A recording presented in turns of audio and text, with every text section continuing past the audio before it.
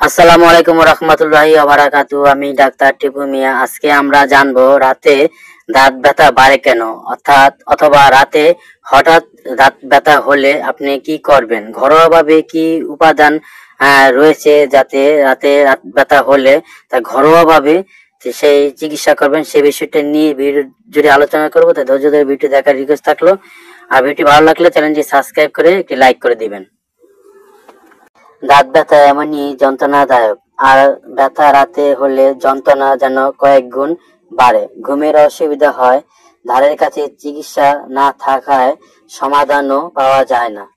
এই সমস্যা এড়াতে রাতে দাঁতের ব্যথা দ্রুত কমাতে কিছু পরামর্শ জানিয়ে দিচ্ছি।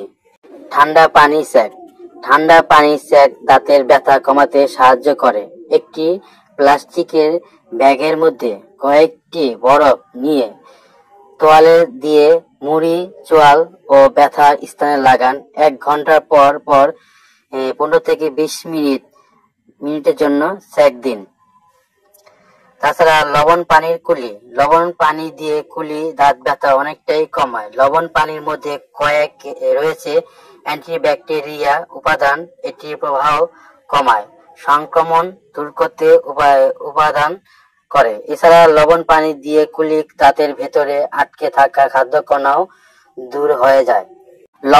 লবঙ্গের মধ্যে রয়েছে ইউজেন্ট, এটি দাঁত ব্যথা কমাতে উপকারী উপাদান। গবেষণা দেখা যায়, যারা দাঁতে ও মাড়িতে ইউজেন্টস ব্যবহার করেন দাঁতের প্রবাহ ও ব্যথা নিরাময়ে সাহায্য হয়।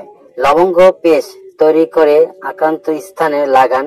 এছাড়া লবঙ্গ চিবাতেও পারেন, এতেও অনেক উপকার পাবেন এবং দাঁত ব্যথাও কিছুটা কমে যাবে। রসুনে সবার ঘরেই কম বেশি পাওয়া যায়। রসুনের মধ্যে রয়েছে শক্তিশালী অ্যান্টিব্যাকটেরিয়াল উপাদান, এটি মুখ থেকে ব্যাকটেরিয়া দূর করে এবং ব্যথা কমাতে সাহায্য করে।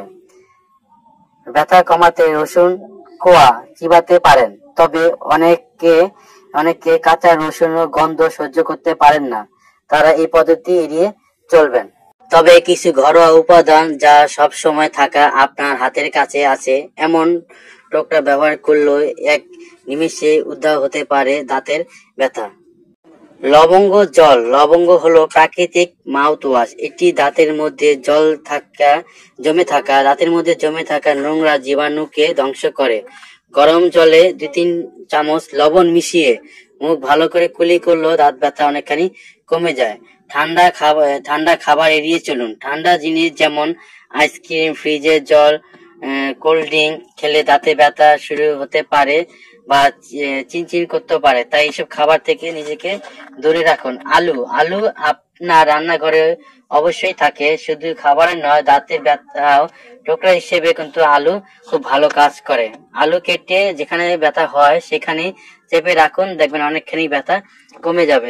লবঙ্গর সঙ্গে যদি গোলমরিচ মিশিয়ে পেস্ট তৈরি করুন, তাতে দাঁতে মাখুন, দেখবেন অনেকখানি কমে যাবে।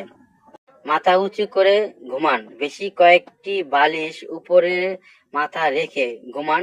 মাথা উঁচু করে রাখলে রক্ত সঞ্চালন বাধা হবে না, ব্যথা কিছুটা হলেও কমে যাবে। পরিশেষে বলতে চাচ্ছি যে দাঁত ব্যথা অতিরিক্ত হলে অবশ্যই ডাক্তারের কাছে যাবেন, ডাক্তারের কাছে গিয়ে চিকিৎসা নেবেন। তো সবাই ভালো থাকবেন, সুস্থ থাকবেন। আসসালামু আলাইকুম রহমতুল্লাহি ওয়া বারাকাতুহু।